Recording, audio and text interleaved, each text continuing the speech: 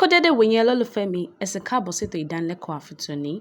Fáwọn tó ń gbọ́ mi nígbà àkọ́kọ́ àti fáwọn tó sì máa ń gbọ́ mi tẹ́lẹ̀, orúkọ tèmi ni Omidan Ọ̀ṣípìtọ́yewande Elizabeth, olùkọ́ èdè Yorùbá ti gbàlódé, Miss Yewande, Gen Z Yorùbá teacher.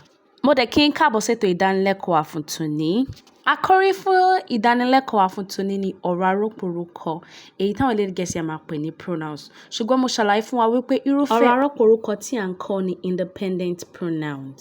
Bákan náà, a ti parí ètò ìdánilẹ́kọ̀ọ́ wa lórí abala ẹyọ lórí independent pronouns. A sì fẹ́ wá tẹ̀síwájú lórí abala òmíràn, èyí tó jẹ́ ọ̀pọ̀, èyí táwọn elédè Gẹ̀ẹ́sì máa pè ní plural.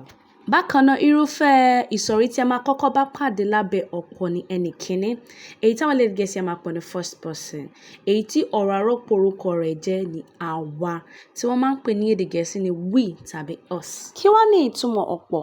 Ọ̀pọ̀ túmọ̀ sí ohun tó bá ti ju ẹyọ kan lọ, méjì, mẹ́ta, mẹ́rin tàbí márùn-ún. Òun ni a máa ń pè ní ọ̀pọ̀ lédè Yorùbá. Ẹ jẹ́ ká wá jọ ka àpẹẹrẹ tí a ní fún àwa we tàbí us.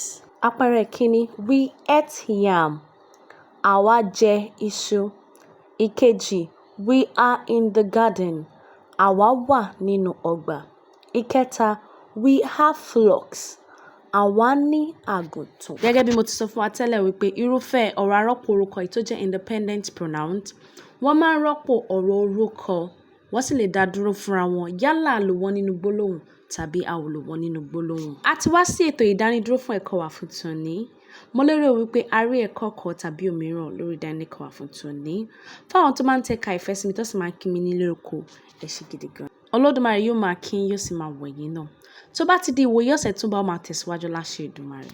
Orúkọ mi ò yí padà, orúkọ tèmi ni Omidan Ọ̀ṣípìtọ́yewande Elizabeth, olùkọ́ èdè Yorùbá ti gbàlódé, Miss Yewande, Gen Z Yorùbá teacher. Ẹ ṣé o, ó dàbọ̀.